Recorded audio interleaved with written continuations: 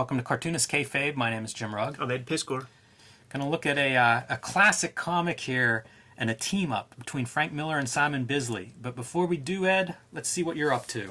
Red Room issue 1 and 2 available for pre-order as we speak. The first issue has been reserved by thousands of people through the Fantagraphics website. We're trying to bump those numbers up for the second issue as well, man. The link tree in the description below will take you to that portal to get you to the Fanta site to pre-order the comics. It could also be ordered through your shops at this very moment now. So make sure that happens. It's going to start coming out in May, monthly basis. Every issue is self-contained. And very excited about putting out a new black and white monthly horror comic into the universe. Patreon.com/EdPiscor is where you're going to be able to read these comics ahead of time. If you're an early adopter, want to support the project ahead of time, $3 get you the archive. These first 2 strips are up there as we speak, and new pages go up every Tuesday. You can join me on Patreon at patreon.com/JimRugg for lots of original art, comics, notes, Q&A. I am currently doing a page-by-page comparison of Street Angel's Dog, the Image 2018 Free Comic Day book, and Street Angel Lost Dog, the first comic I made about Street Angel when Image picked up the series. And it's the same story but very different, about 200 pages in between the creation of these two. So it's me talking about the changes and why I make those changes, showing off original art, showing off sketches. I recently posted 22 pages of layouts for these 2-page spreads. It was early days. I was figuring out my way again, returning to Street Angel after a little bit of a break. But that's the kind of stuff that I am doing in this series about the Street Angel Dogs books. And you can find that at patreon.com/JimRugg. But Ed, we're here today to talk about 1997's Bad Boy. I think this may be the first publication of Oni Press, which is astounding to think, you know, Oni Press now is an old company. Whenever I start reading comics, they're the new kids on the block. But I think this might have been the first publication, although I haven't been able to verify that in my research. But the creative team, Frank Miller, Simon Bisley, I don't know if you could come up with a better tag team for me creatively on a comic book, especially circa 1997, than this. You see a Bisley painted cover of this kid on a tricycle, a mean-looking cat, a cool-looking missile that could have come right out of Tank Girl. This looks awesome. I love the cover of this, and it's bigger than a comic. It's like a magazine size, nice production values, and that's all I knew about it whenever I bought it, whenever it first came out. So let's dig in and see how... And get disappointed. Bisley and Frank Miller do together. Colors and lettering, Angus McKee. We know his name from our Dave Gibbons interview. Works on Martha Washington with Miller and Gibbons. I think he taught maybe Boland and Gibbons and several of the UK guys some of the technical side of digital comics making. So this wouldn't have been a good portfolio piece if they were on the hunt for digital stuff, man. Like, I don't know how the guy regressed in his abilities or something, but it's like we saw, you know, the things he did with comics before. Look at this lettering.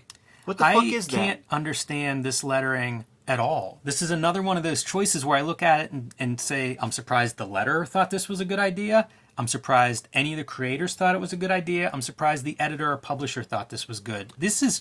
Lettering is really garish. We get those, you know, you see those amateurish comics that come down the pike, man, and they all have that same kind of like letter. Like this is lettered exactly like that stuff.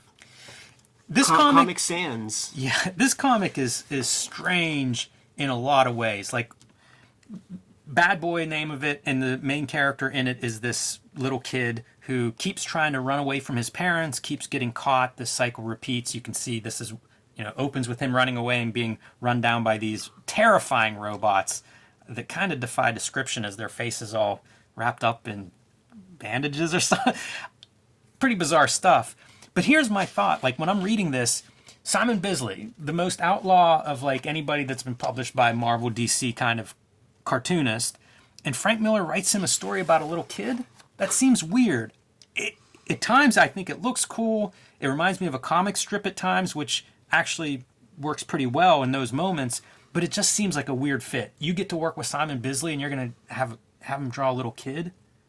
I don't know, man. Does that play to his skill set? Who's asking for that? Well, these kinds of collaborations, and obviously I haven't spoke to these guys, I don't know, but these kinds of collaborations with like two heavy hitters in this way, I think that they are this like, it's mutual. So it's not like Frank Miller's just like, here, draw this. I would bet you that Simon Bisley, wants to draw a little kid. Like Yeah. I don't think he would be making this comic if it was stuff that he didn't want to draw.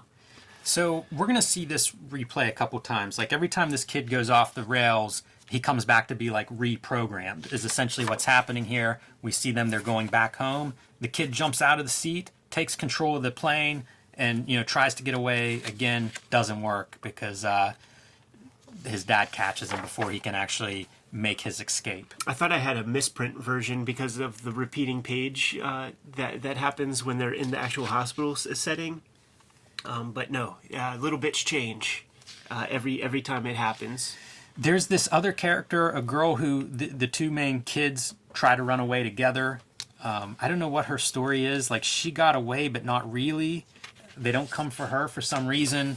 I don't know. We don't It's like get a she's lot part of the from Matrix her. or Yeah, I something? think so. I think she's like a last line of defense, and I guess we'll see her later on. But here we go. Repeat that page as you pointed out, Ed. Reprogram them, send them back home. This time they strap him in so that he can't run up and crash the jet. And also, I think the dad is going to cry a little bit less or something. Yeah, less crying or more crying, that's attempted a joke. I don't even know what that is. But like the parents get reprogrammed as this goes on too. All right, so back home with the cat, trying to escape. Jumps out of what looks like to be his death. Man, it's just all over the place, right?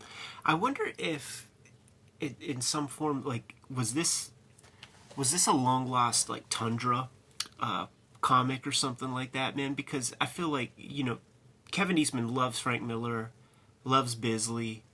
That makes sense. Like when you play that 6 Degrees of Separation game, I feel like Kevin Eastman is, the connective tissue. It reminds me a lot of Hard Boiled. Because this little kid has his running internal monologue, so it's almost like Nixon whenever he would go off the rails and get reprogrammed. And he's like, I pretend, I fake it, I put up a fight and fake it like I don't know. I hold my breath. It's this whole like tough guy kind of inner monologue that this kid has, which is in line with a lot of Miller's writing and some of his character writing and stuff.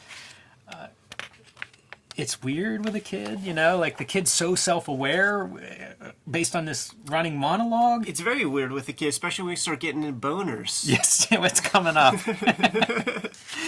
All right, so once again, your kid is caught and, man, almost abducted into what looks like an alien spaceship, what you think of as like a flying saucer with the hatch open and off they go. This is Bisley at his most Corbin with these figure constructions.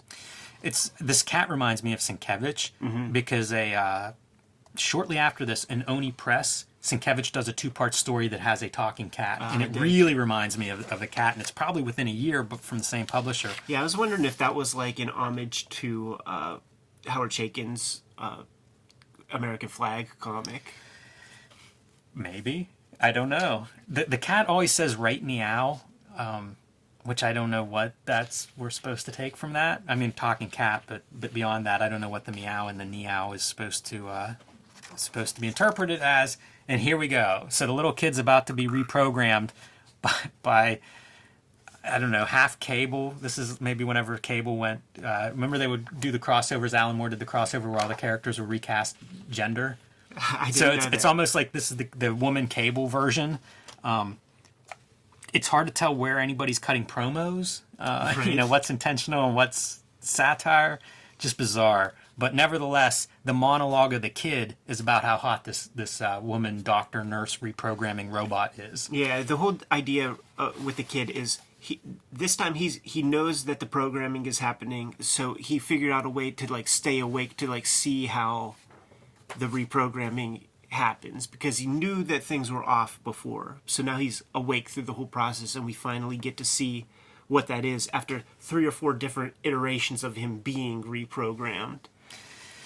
And it's very peculiar like think of this character design within the context of what you just described, right? Some sort of reprogramming center, I don't know, medical technology, behavioral stuff, whatever. But like this is your character design for that setting. And this kind of part of the world is never explained or looked at in this story, which is for me where some of the disappointment comes from.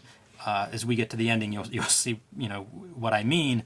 But I thought this is interesting. So one of the things that she says is, we'll save the world, free the world from war and crime and violent fiction, tobacco smoke, and divisive opinions.